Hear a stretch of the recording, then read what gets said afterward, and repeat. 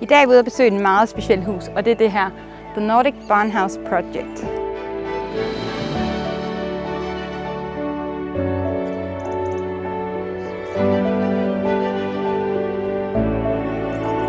Taget, som I ser her, skal nemlig have monteret Green Energy super fleksible CIGS solceller.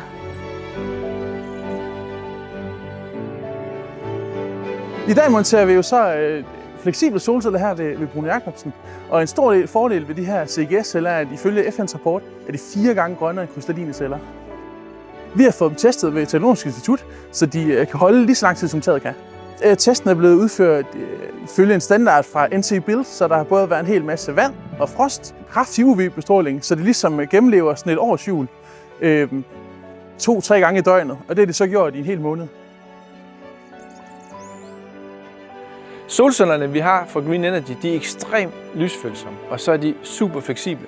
Og det gør, at når man skal montere på sådan et tag som det her, det gør det super nemt, fordi du skal egentlig bare have rengjort taget, og så skal du have lagt solcellerne op, og så trækker du folien af, og så limer du dem på ligesom et plaster.